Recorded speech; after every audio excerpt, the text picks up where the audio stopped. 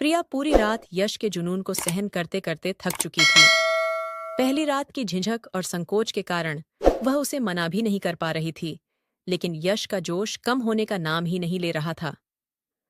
सर्द रात के बाद सुबह की हल्की किरणें कमरे में फैलने लगीं, लेकिन प्रिया की थकान अब अपनी चरम सीमा पर थी। उसने धीरे से यश से गुजारिश की, अब बस भी करिए, देखिए, सूरज निकल आया है। यश ने बड़ी मुश्किल से खुद को रोका और उसे अपने से अलग किया। उसकी भी आंखों में नींद थी, मगर प्रिया की कोमलता और मासूमियत ने उसे बेबस कर रखा था। खैर, अब वह करवट बदलकर सो गया और प्रिया की भी आंखें भारी हो गईं। कुछ ही देर हुई थी कि दरवाजे पर दस्तक हुई। यश तो गहरी नींद में था, इसलिए प्रिया को ही उठना पड़ा। वह लड़खड़ाते कदमों से दरवाजे तक गई और हल्की आवाज में बोली, कौन है?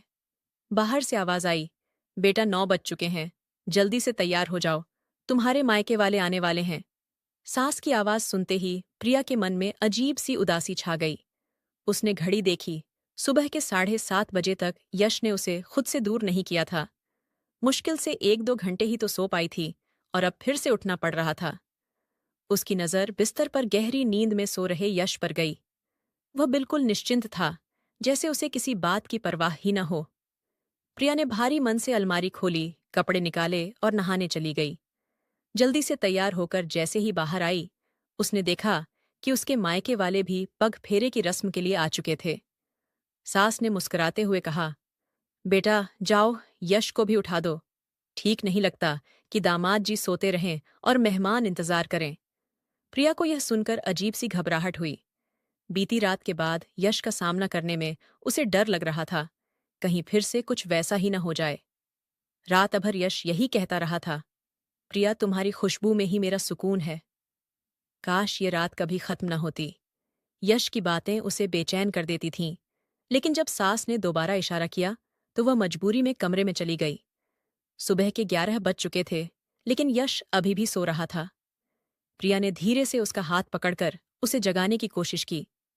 यश, उठिए, सब लोग इंतजार कर रहे हैं।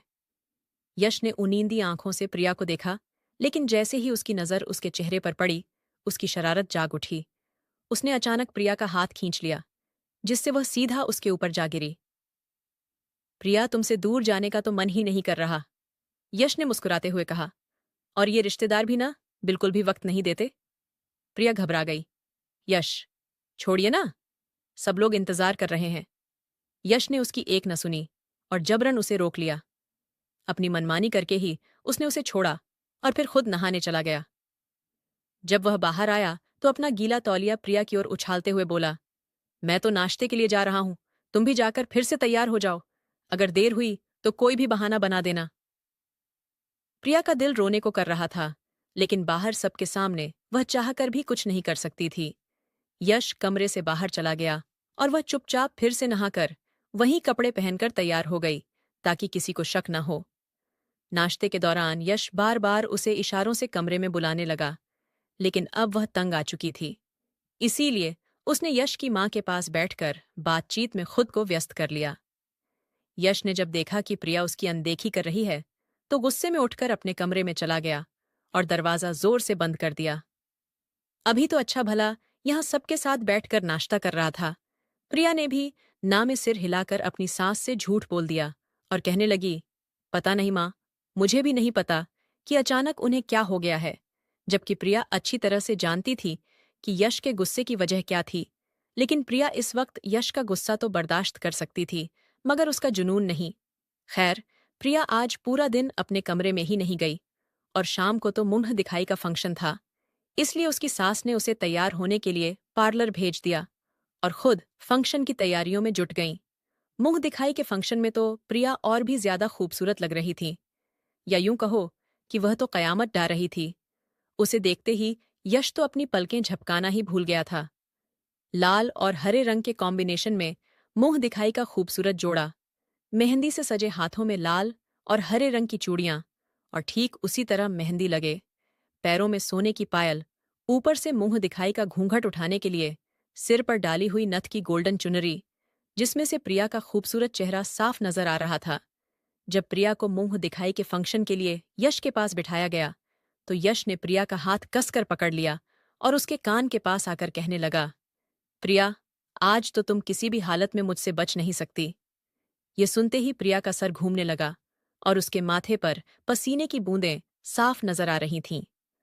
अगली रात यश ने प्रिया को सोने ही नहीं दिया था और फिर कमरे में न जाने के डर से प्रिया पूरा दिन अपनी सास के साथ ही बैठी रही थी। ऊपर से मुंह दिखाई का फंक्शन खत्म होते ही प्रिया के घर वाले उसे अपने साथ ले जाने वाले थे, इसलिए प्रिया की सास ने उन्हें भी मुंह दिखाई के फंक्शन के लिए रोक लिया था। हालांकि प्रिया के खानदान की परंपरा के अनुसार बेटी के माँ बाप अगली सुबह को ही अपनी बेटी को पग फेरे की रस्म के लिए अपने घर ले आते हैं और इसीलिए प्रिया के मायके वाले भी सुबह सुबह ही प्रिया को लेने चले गए थे। मगर जब प्रिया की सास ने उन्हें बताया कि शाम को तो मुंह दिखाई का फंक्शन रखा गया है, तो वो लोग प्रिया को लिए बिना ही वापस लौट रहे थे। लेकिन प्रिया की सास ने उन्हें यह कहकर रोक दिया कि इस तरह से बेटी को लिए बगैर जाना अच्छा नहीं होगा, इसलिए आप लोग मुंह दिखाई के फंक्शन तक रुक जाइए और फिर फंक्शन खत्म होते ही प्रिया को अपने साथ ले जाना। लेकिन अब प्रिया को इतनी नींद आ रही थी कि उसमें बिल्कुल भी हिम्मत नहीं थी कि वह आज रात भी यश के साथ जाग सके और उसकी ख्वाहिशों को पूरा कर सके। मुंह दिखाई का फंक्शन खत्म होते ही प्रिया के माँ बाप ने प्रिया को अपने साथ ले जाने की इजाजत मांगी और कहा कि अगले दिन आप प्रिया को वापस ले जा सकते हैं। यश की माँ ने कहा, जी बिल्कुल। यह कहते ही प्रिया की सास ने प्रिया के माथे पर प्यार किया और घर में किसी को भी इस बात से कोई ऐतराज नहीं था। लेकिन प्रिया के जाने की बात सुन यश के तो जैसे होश ही उड़ गए थे। यश तुरंत कहने लगा, अरे नहीं नहीं, हमारे यहाँ तो ऐसा कोई रिवाज नहीं है कि शादी के दूसरे दिन ही लड़की के माँ बाप उसे अपने साथ ले जाए। तब यश की माँ ने यश के कंधे पर हल्की सी चपत लगाई और कहने लगी, यश बेटा, बड़ों के साथ ऐसा मजाक नहीं करते और ना ही इस तरह से बड़ों को जवाब देते हैं। और फिर यश की माँ ने मुस्कुराते हुए प्रिया के माँ पापा से कहा, आप यश की बातों का बुरा मत मानना, ये आजकल के बच्चों को तो जरा सी भी शर्म नहीं आती, बस कुछ भी बोल देते हैं। लेकिन आप प्रिया को अपने साथ ले जा सकते हैं। प्रिया भी शायद यही चाहती थी कि वह अपने माँ पापा के साथ अपने घर चली जाए और अपनी नींद पूरी कर ले, क्योंकि सर दर्द से उसका सिर फटा जा रहा था। प्रिया ने सिर उठाकर यश की ओर देखा और फिर तुरंत ही उस पर से अपनी नजरें हटा लीं, क्योंकि जिस तरह से यश प्रिया को देख रहा था वो अपनी आंखों के इशारे से यही कहने की कोशिश कर रहा था, प्रिया, तुम खुद ही इनकार कर दो कि तुम अपने माँ पापा के साथ अपने मायके नहीं जाना चाहती। लेकिन उसके बाद प्रिया ने तो यश की तरफ देखा ही नहीं और चुपचाप अपने माँ पापा के साथ अपने मायके आ गई। मायके आकर जैसे ही प्रिया ने अपने कपड़े बदले और सोने के लिए बेड पर लेटी, तो उसी वक्त यश का फोन आना शुरू हो गया। प्रिया ने फोन उठाकर अपने कान से लगाया तो यश कहने लगा, प्रिया, ये कैसी परंपरा है तुम्हारे परिवार की, और ऐसा कौन करता है भला? तब प्रिया ने कहा, लेकिन यश, यह तो एक रस्म है और शादी के बाद हर माँ बाप यह रस्म निभाते हैं। तब यश ने कहा, भाड़ में जाए ऐसी रस्में, मैं तो इसी वक्त तुम्हें लेने आ रहा हूं और तुम भी मेरे साथ चुपचाप घर वापस आ जाना। यश बहुत ही गुस्से में था और उसने बहुत ही सख्त शब्दों में प्रिया से यह बात कही थी। तब प्रिया कहने लगी, लेकिन यश, आप मेरी बात को समझने की कोशिश तो कीजिए। मैं अपने माँ बाप से क्या बहाना बनाऊंगी? तो यश ने कहा, देखो प्रिया, वो सब कुछ मैं नहीं जानता। तुम कोई भी बहाना बना लो, लेकिन तुम अभी और इसी वक्त मेरे साथ घर वापस आओगी। और फिर यश ने प्रिया से कहा, अच्छा प्रिया, यह बताओ कि तुमने अभी तक कपड़े तो नहीं बदले हैं ना? तब प्रिया कहने लगी, हाँ यश, मैंने तो कपड़े बदल लिए हैं और अब तो मैं बस सोने ही जा रही थी। तब यश ने प्रिया से कहा, प्रिया, तो फिर तुम ठीक वैसे ही तैयार हो जाओ जैसे कि मुंह दिखाई के फंक्शन के लिए तैयार हुई थी। प्रिया ने कहा, लेकिन यश, अभी तो प्रिया ने अपनी बात पूरी भी नहीं की थी कि तभी यश ने प्रिया को बीच में ही रोक दिया और कहने लगा, देखो प्रिया, मैं कुछ भी नहीं जानता। मैं बस तुम्हें लेने आ रहा हूं और मैं तुम्हें उसी लुक में देखना चाहता हूं जैसा कि तुम मुंह दिखाई के फंक्शन में तैयार हुई थी। तुम्हारे सारे गहने मैं खुद अपने हाथों से ही उतारूंगा और तुम्हारी हर एक चीज मैं खुद ही उतारना चाहता हूं, जैसे कि शादी की पहली रात को उतारी थी और तुमने मुझसे पूछे बिना अपना श्रृंगार कैसे उतार दिया। और तुम होती कौन हो मुझसे मेरा अधिकार छीनने वाली? देखो प्रिया, अब तुम मेरी पत्नी हो और अब मुझसे पूछे बिना तुम्हें कुछ भी करने की इजाजत नहीं है। यश के मुंह से ऐसी बातें सुनकर प्रिया की सांसें तो जैसे उसके सीने में ही अटक गई थीं, क्योंकि उस वक्त यश प्रिया के सामने नहीं था, लेकिन फिर भी उसके सख्त शब्दों ने प्रिया को यश के गुस्से की गहराई का एहसास करा दिया था। प्रिया ने कहा, यश, प्लीज मेरी बात को समझने की कोशिश कीजिए। अभी इस वक्त मैं आपके साथ नहीं आ सकती। मैं अपने घर वालों से क्या कहूंगी, और अचानक इस तरह से आपके साथ जाने की बात करूंगी तो मेरे घर वाले परेशान हो जाएंगे। यश ने कहा, देखो प्रिया, मुझे इस बात से कोई फर्क नहीं पड़ता कि तुम्हारे घर में कौन परेशान होता है और किसे बुरा लगता है। तुम मेरी पत्नी हो, प्रिया, और मुझे रात को अपने कमरे में तुम्हारी जरूरत होती है, और मैं हर रात तुम्हें अपने बिस्तर पर देखना चाहता हूं और तुम्हारी संगत को महसूस करना चाहता हूं। देखो प्रिया, अब तुम्हारे पास सिर्फ 15 मिनट हैं, और 15 मिनट के अंदर अंदर तुम बिल्कुल वैसे ही तैयार हो जाओ जैसे कि तुम मुंह दिखाई के फंक्शन के लिए तैयार हुई थी। वही लाल और हरे रंग का जोड़ा, और साथ में ढेर सारे गहने, जिसे आज रात मैं एक एक करके अपने हाथों से उतारूंगा। प्रिया ने कहा, यश, मैं तुम्हारे साथ आने के लिए कोई ना कोई बहाना तो बना लूंगी, लेकिन इस तरह से फिर से सजना संवरना, मैं सबसे क्या कहूंगी। तब यश ने कहा, देखो प्रिया, ये तो तुम्हें उसी वक्त सोच लेना चाहिए था जब मैं तुमसे इशारे कर रहा था कि कोई भी बहाना करके अपनी माँ को उनके साथ जाने के लिए इनकार कर दो। लेकिन नहीं, तुमने तो मेरी तरफ देखने की जहमत तक नहीं उठाई। इसका मतलब तो यही हुआ ना कि तुम्हारी नजरों में मेरी कोई अहमियत ही नहीं है। अगर तुम यहां से जाती ही नहीं तो यह सब कुछ होता ही नहीं। लेकिन अब जब तुमने गलती कर ही दी है तो इसका खामियाजा भी तो तुम्हें खुद ही भुगतना पड़ेगा ना मेरी जान। प्रिया ने यश को समझाने की हर मुमकिन कोशिश की, लेकिन पता नहीं आज यश को क्या हो गया था कि वह तो कुछ भी सुनने को तैयार नहीं था। अपनी बात पूरी करके यश ने तुरंत ही फोन बंद कर दिया, लेकिन बेचारी प्रिया तो अजीब सी स्थिति में फंस गई थी कि अब वह क्या करे और क्या ना करे। खैर, सबसे पहले तो प्रिया ने अपनी माँ को विश्वास में लिया और कहने लगी, माँ, यश की तबीयत कुछ ठीक नहीं है, इसलिए मुझे घर वापस जाना होगा। मैं फिर कभी रहने के लिए आ जाऊंगी। इस बात पर प्रिया की माँ ने भी ज्यादा ऐतराज नहीं किया और कहने लगी, ठीक है बेटा, कोई बात नहीं, इस वक्त दामाद जी की सेहत का ख्याल रखना ज्यादा जरूरी है। प्रिया ने अपने ससुराल वापस लौटने के लिए अपनी माँ को मना तो लिया था, लेकिन उसे यह तो बिल्कुल भी ठीक नहीं लग रहा था कि वह दोबारा से मुंह दिखाई का जोड़ा पहने और फिर से दुल्हन की तरह सज संवर कर अपने मायके से निकले। खैर, प्रिया ने अपना सारा सामान पैक करके अपने बैग में भर लिया, और फिर जब यश बाहर मेन गेट पर पहुंचा तो उसने कॉल करके प्रिया से कहा, प्रिया प्रिया, तुम बाहर आ जाओ, मैं अंदर नहीं आऊंगा। तो प्रिया ने अपना सारा सामान उठाया और बाहर चली गई। प्रिया को देखकर यश के माथे पर बल पड़ गए, जबकि प्रिया ने अपना सामान पीछे की सीट पर रखा और खुद यश की पास वाली सीट पर बैठ गई।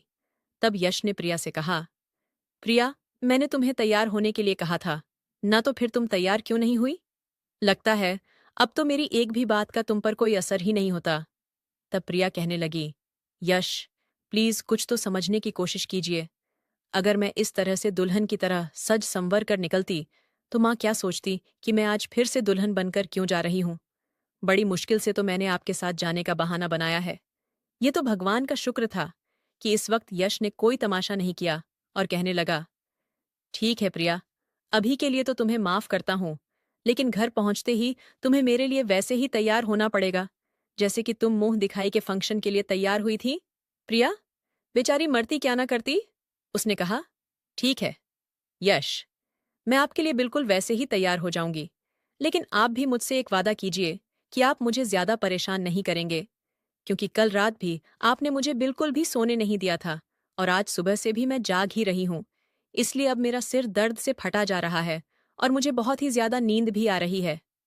ये सुनते ही यश कहने लगा, अरे पगली, तुम पहले घर तो चलो, आज मैं तुम्हें इस तरह से सुलाऊंगा कि तुम्हें बहुत ही मीठी नींद आएगी। ये कहते हुए यश की आंखों में शरारत नाच रही थी, जिसे देखकर प्रिया का दिल तेजी से धड़कने लगा था। खैर, जब तक वे दोनों घर पहुंचे तब तक यश की मां सो चुकी थी, लेकिन फिर जैसे ही प्रिया अपने कमरे में दाखिल हुई तो यश कहने लगा, चलो प्रिया, अब जल्दी से तैयार हो जाओ। तब प्रिया ने दोबारा से अपना मुंह दिखाई का जोड़ा पहन लिया और मेकअप करके बिल्कुल वैसे ही तैयार हो गई, यहां तक कि उसने सारे जेवरात भी पहन लिए थे। और फिर जब प्रिया ने अपना दुपट्टा अपने सिर पर डालने की कोशिश की तो यश उसके करीब आ गया और उसने अपने होंठ प्रिया की गर्दन पर रख दिए और फिर से प्रिया के साथ अपनी मनमानियां करने लगा। प्रिया 2 दिन से थकी हुई थी और उसकी आंखें भी नींद से चूर थीं। लेकिन यश को तो इन सब बातों से कोई फर्क ही नहीं पड़ता था। और फिर रात के 2 बजे तो प्रिया की आंखों से टप टप आंसू बहने लगे थे। लेकिन एक यश था जो अपनी मनमानियों से बाज ही नहीं आ रहा था। आखिरकार प्रिया ने यश के सामने हाथ जोड़ लिए और कहने लगी, प्लीज यश, अब तो बस कर दीजिए और मुझे थोड़ी देर के लिए सोने दीजिए। लेकिन यश तो प्रिया की कोई भी बात सुनने के लिए तैयार ही नहीं था और यश को देखकर ऐसा लगता था जैसे कि उस पर किसी बात का जुनून सवार हो चुका है। आज भी प्रिया ने पूरी रात जागकर बिताई थी और सुबह होते ही यश तो करवट बदलकर सो गया था। लेकिन प्रिया अब बहुत ही ज्यादा रो रही थी क्योंकि उसके पेट के निचले हिस्से में दर्द हो रहा था और दर्द इतना तेज था कि वह बर्दाश्त नहीं कर पा रही थी। और फिर जब दर्द प्रिया की बर्दाश्त से बाहर हो गया तो उसने गहरी नींद में सो रहे यश को जगाने के लिए उसे कंधे से पकड़कर उसे हिलाना शुरू कर दिया। यश भी एकदम से गहरी नींद से जाग गया और प्रिया को दर्द से तड़पता देखकर तो वो भी घबरा गया और कहने लगा, प्रिया, क्या हुआ है तुम्हें? तुम इस तरह से रो क्यों रही हो? तब प्रिया ने कहा, यश, प्लीज कुछ कीजिए। यश, मुझे बहुत ज्यादा दर्द हो रहा है और अब तो मुझसे बर्दाश्त भी नहीं हो रहा है।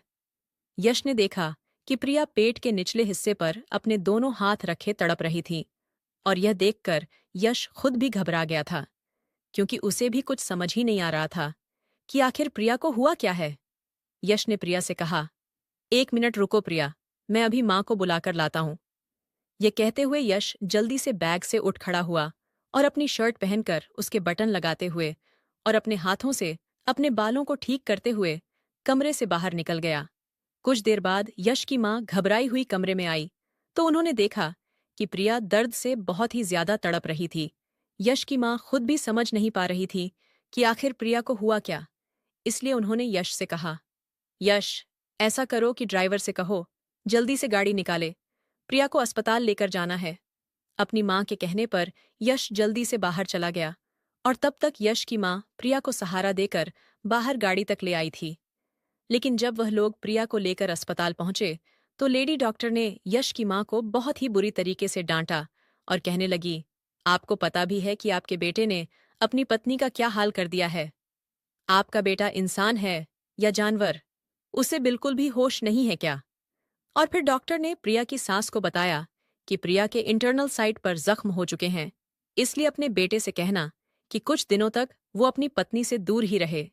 डॉक्टर की बात सुनकर तो यश की माँ भी शर्मिंदा हो गई और फिर जैसे ही वो प्रिया को लेकर क्लिनिक से बाहर आई तो उन्होंने देखा कि यश बाहर गाड़ी के पास ही खड़ा था। अपनी माँ को देखते ही यश ने उनसे पूछा, माँ, क्या हुआ है प्रिया को? तो उसकी माँ उसे खा जाने वाली नजरों से देखने लगी और फिर कहने लगी, बेशर्म इंसान, ये तो तुझे पता होना चाहिए था। आज तो तूने मुझे बहुत ही ज्यादा शर्मिंदा करके रख दिया है। यश भी शायद कुछ कुछ समझ चुका था, इसीलिए अब वो अपनी माँ से नजरें चुराने लगा था। लेकिन फिर प्रिया जैसे ही गाड़ी में बैठी तो उसने अपनी आंखें बंद कर लीं क्योंकि वो 2 दिन से ठीक से सोई भी नहीं थी और ऊपर से दर्द बर्दाश्त कर करके उसकी हालत और भी ज्यादा खराब हो गई थी। डॉक्टर ने प्रिया को इंजेक्शन तो दे दिया था और साथ ही कुछ मेडिसिन भी लिख कर दी थी ताकि उसके दर्द में कुछ आराम मिल सके। और फिर यश ने जैसे ही अपनी गाड़ी स्टार्ट की तो उसकी माँ कहने लगी, यश, प्रिया को उसके मायके छोड़ना है तो गाड़ी को प्रिया के मायके की ओर ले चलो। तब यश ने कहा, लेकिन क्यों माँ? तो उसकी माँ कहने लगी, क्योंकि अब प्रिया 8 दिन तक अपनी माँ के घर पर रहेगी और वहीं आराम करेगी। तब यश ने कहा, लेकिन माँ, प्रिया यहाँ हमारे घर पर भी तो आराम कर सकती है ना? तब यश की माँ ने कहा, तू अपना दिमाग ज्यादा मत चला और जो मैं कह रही हूँ वही कर। प्रिया ने दिल ही दिल में अपनी सास का शुक्रिया अदा किया और यश की माँ ने प्रिया को उसके मायके छोड़ दिया। उन्होंने प्रिया की माँ से कहा कि यश की खराब तबीयत की वजह से प्रिया पग फेरे की रस्म पर भी आपके पास नहीं रुक पाई थी ना, इसलिए अब वो 8 दिन आपके पास ही रहेगी। ये सुनकर तो प्रिया की माँ बहुत ही ज्यादा खुश हो गई, लेकिन उन्हें भी अपनी बेटी के चेहरे पर दर्द के भाव साफ साफ नजर आ रहे थे। मगर प्रिया ने अपनी माँ को कुछ भी नहीं बताया। क्योंकि यश की माँ ने उससे हाथ जोड़कर विनती की थी कि वह इस बारे में अपने घर वालों से कुछ भी न कहे।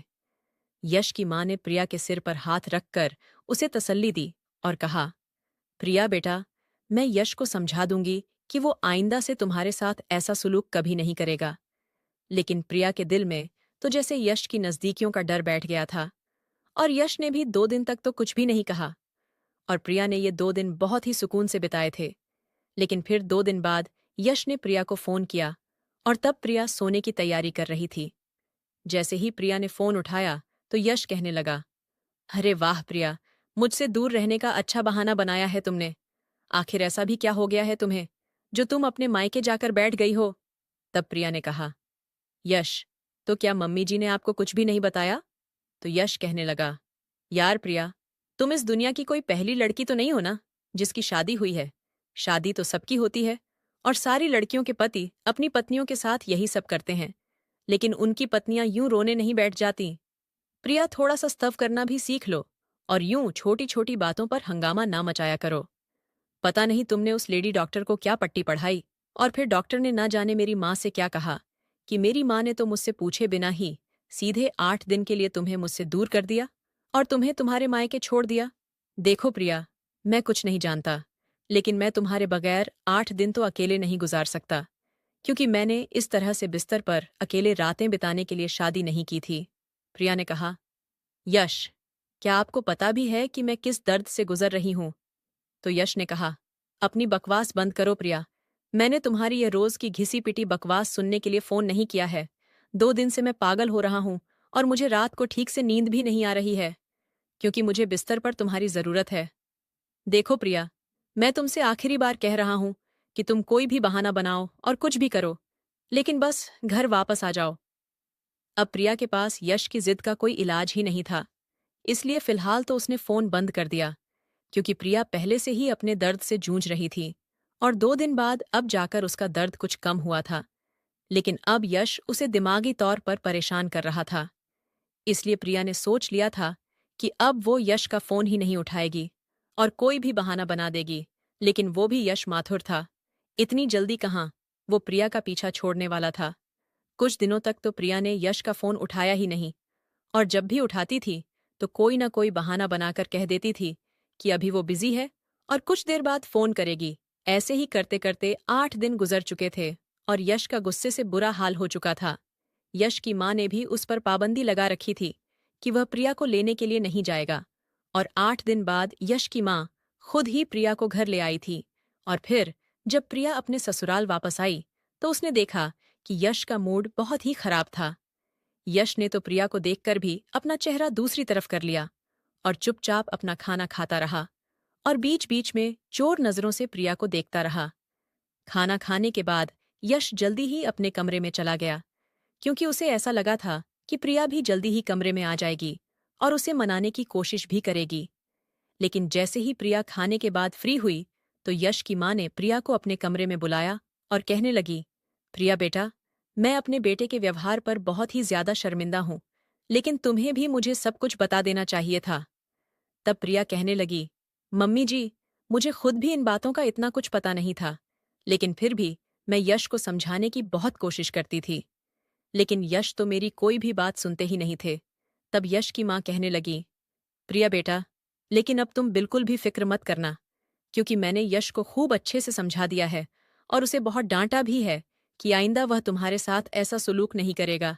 लेकिन कोशिश करके तुम भी अपने कमरे में जरा देर से ही जाया करो। तो प्रिया कहने लगी, ठीक है मम्मी जी, जैसा आप कहेंगी मैं बिल्कुल वैसा ही करूंगी। और फिर प्रिया कुछ देर तक तो अपनी सास के कमरे में ही बैठी रही और इधर उधर की बातें करती रही, जबकि यश अपने कमरे में बैठा गुस्से से आग बबूला हो चुका था, जो न जाने कितनी देर से प्रिया के आने का इंतजार कर रहा था। और फिर जब रात को 11 बजे प्रिया अपने कमरे में आई तो उसने देखा कि यश अपने लैपटॉप पर न जाने क्या क्या टाइम पास कर रहा था। प्रिया को देखकर यश को बहुत ही ज्यादा गुस्सा आया, और फिर जैसे ही प्रिया कमरे में दाखिल हुई तो यश ने कहा, प्रिया, दरवाजा बंद करके लॉक कर दो। आज यश बहुत ही ज्यादा गुस्से में था, जिसे देखकर प्रिया बुरी तरह से घबरा गई थी। प्रिया ने भी चुपचाप से दरवाजा बंद करके लॉक लगा दिया और धीरे से चलते हुए बेड की दूसरी तरफ आ गई। प्रिया के बेड के पास आते ही यश ने बहुत ही गुस्से से अपना लैपटॉप बंद किया और उसे साइड टेबल पर रखते हुए कहने लगा, प्रिया, आखिर तुम अपने आप को समझती क्या हो और तुम्हारी नजरों में मेरी क्या अहमियत है? तब प्रिया ने कहा, यश, आप मेरे पति हैं और मैं आपकी बहुत ही ज्यादा इज्जत भी करती हूं, लेकिन आपको भी मेरा कुछ तो ख्याल रखना चाहिए था। ना आपको पता है, न कि मैं 8 दिन से मेडिसिन खा रही हूं। तब यश ने कहा, देखो प्रिया, अब तुम भी मेरे सामने अपनी ज्ञान की किताब खोलकर मत बैठना, क्योंकि मैं पहले ही अपनी माँ से बहुत लंबा लेक्चर सुन चुका हूं। भाड़ में जाओ तुम और तुम्हारा ये ज्ञान। तुम कोई अकेली लड़की नहीं हो जिसके साथ यह सब हो रहा है। सारे पति अपनी पत्नियों के साथ इसी तरह से रहते हैं, लेकिन वो सब तुम्हारी तरह हंगामा खड़ा नहीं करती। इतना कहकर यश ने अपना तकिया ठीक किया और दूसरी तरफ मुंह करके लेट गया। यश का ऐसा रवैया देखकर प्रिया की आंखों में मोटे मोटे आंसू चमकने लगे, जिसे प्रिया ने अपने अंदर ही कहीं छिपा लिया। और फिर प्रिया खुद को संभालते हुए खुद ही यश के पास आ गई। लेकिन यश तो दूसरी तरफ मुंह करके लेटा हुआ था और बहुत ज्यादा गुस्से में भी था। प्रिया ने यश की बाजू पर अपना हाथ रखा तो यश ने झटके से प्रिया के हाथ को पीछे धकेला और कहने लगा, प्रिया, दूर रहो मुझसे और मुझे हाथ लगाने की कोशिश भी मत करना। तुम्हारी डॉक्टर ने तुम्हें आराम करने के लिए कहा है ना, तो जाओ और जाकर आराम करो। आज के बाद मैं तुम्हें कुछ भी नहीं कहूंगा। तब प्रिया ने कहा, प्लीज यश, आप मुझसे नाराज मत होइए। ना तो यश कहने लगा, प्रिया, तुम्हें क्या फर्क पड़ता है मेरे नाराज होने से? तब प्रिया कहने लगी, यश, फर्क क्यों नहीं पड़ेगा? भला फर्क पड़ता है मुझे, और बहुत ज्यादा फर्क पड़ता है, क्योंकि मैं आपकी पत्नी हूं और आपसे प्यार करती हूं। और अगर आप मुझसे मुंह मोड़कर लेट जाएंगे तो फिर मुझे तो फर्क पड़ेगा ही ना। बस। प्रिया के इतना कहते ही यश ने उसकी तरफ करवट बदली और कहने लगा। यश ने आज भी प्रिया को पूरी रात सोने नहीं दिया था, और जैसे ही प्रिया अपनी आंखें बंद करती तो यश उसके गालों को थपथपाना शुरू कर देता था और कहता था, प्रिया, तुम्हें सोने की बिल्कुल भी इजाजत नहीं है मेरी तरफ। देखो प्रिया, और मेरे जज्बातों को ठंडा करने में मेरा साथ दो। प्रिया को ऐसा लगता था जैसे कि उसका जीवन साथी बिल्कुल भी बेरहम है और उसे अपनी पत्नी की तकलीफ से कोई मतलब ही नहीं है। हालांकि अगर प्रिया थोड़ा सा भी विरोध करती तो यश का जुनून और भी ज्यादा बढ़ जाता, जिसे बर्दाश्त करना प्रिया के बस की बात नहीं थी, क्योंकि फिर जिद में आकर यश ना तो प्रिया को सोने देता था और ना ही खुद सोता था। यश के पापा का अपना कारोबार था, इसलिए यश ऑफिस देर से ही जाता था, कभी 10 बजे तो कभी 11 बजे। क्योंकि उनका अपना बिजनेस था तो यश को कोई पूछने वाला भी नहीं था, और वैसे भी यश को अपने काम की कोई परवाह भी नहीं थी, क्योंकि काम तो ऑफिस के वर्कर्स ही संभाल लेते थे। इसीलिए वह देर रात तक प्रिया के साथ जागता रहता था, और फिर नतीजा यह हुआ कि 15 दिनों के अंदर अंदर ही प्रिया कमजोर पड़ने लगी थी और उसके चेहरे की रौनक अब पूरी तरह से खत्म होने लगी थी। रातों को जाग जाग कर उसकी आंखों के इर्द गिर्द हल्के काले घेरे पड़ने लगे थे। लेकिन एक यश था जिसका जुनून कभी खत्म नहीं होता था। यश हर रोज रात को सोने से पहले दूध पीता था, और वो भी ड्राई फ्रूट्स वाला। यश हर तरह से अपना ख्याल रखता था, जबकि वह प्रिया से कहता था कि उसे मोटी औरतें बिल्कुल भी पसंद नहीं हैं, इसलिए प्रिया को हमेशा ऐसे ही फिट रहना होगा। प्रिया ने अब शिकायतें करना छोड़ दिया था और खुद को हालात के हवाले कर दिया था। प्रिया को ऐसा लगता था कि जैसे जैसे समय बीतेगा यश खुद बदल जाएगा, लेकिन ये तो सिर्फ प्रिया की सोच थी। हकीकत तो इससे भी ज्यादा भयानक थी, जिसका प्रिया को शायद अंदाजा भी नहीं था। प्रिया की शादी को 1 महीना बीत चुका था, लेकिन यश आज भी वैसे का वैसा ही था। उसमें तो रत्ती भर भी बदलाव नहीं आया था। कभी कभी प्रिया जब यश से बहुत तंग आ जाती थी तो रोने लग जाती थी, लेकिन यश से कुछ नहीं कहती थी। और फिर 1 महीने बाद प्रिया की तबीयत बहुत ज्यादा खराब रहने लगी थी, और जब प्रिया की सास उसे एक लेडी डॉक्टर के पास लेकर गई तो डॉक्टर ने प्रिया को प्रेग्नेंट होने की खुशखबरी सुनाई थी। लेकिन डॉक्टर ने साथ में यह भी कहा था कि शुरुआती कुछ महीनों में तुम्हें इस बात का खास ध्यान रखना होगा कि इन दिनों में तुम्हारा पति तुम्हारे बिल्कुल भी पास न आए। तब यश की मां कहने लगी, आप फिक्र न करें डॉक्टर साहिबा, आपने जैसा कहा है बिल्कुल वैसा ही होगा। डॉक्टर ने प्रिया की सास से कहा, देखिए आंटी जी, अगर इन दिनों में प्रिया का पति उसके करीब आया तो उसका मिसकैरेज भी हो सकता है, क्योंकि प्रिया का शरीर पहले से ही बहुत नाजुक है। इसलिए प्रिया को इस बात का बहुत ज्यादा ख्याल रखना होगा और आपको भी इसकी अच्छे से देखभाल करनी होगी। लेडी डॉक्टर ने तो प्रिया को बिस्तर से उठने से भी मना किया था, लेकिन जब यश को इस बारे में पता चला तो वह गुस्से से आग बबूला हो गया और कहने लगा, प्रिया, अब ये कौन सा नया तमाशा खड़ा कर दिया है तुमने? और ये बच्चा कहाँ से आ गया हमारे बीच में? देखो प्रिया, मैं तुम्हें पहले ही बता देता हूँ कि मैं अभी ऐसे किसी भी मूड में नहीं हूँ और मुझे अभी औलाद नहीं चाहिए। मैं कल ही तुम्हारा अबॉर्शन करवा दूंगा, क्योंकि अभी तो मुझे सिर्फ अपनी शादीशुदा लाइफ को एंजॉय करना है। ये सुनकर तो प्रिया हैरान रह गई, क्योंकि उसने तो सोचा था कि बच्चे होने की खुशी में यश खुद भी सावधानियां बरतेगा, और वैसे भी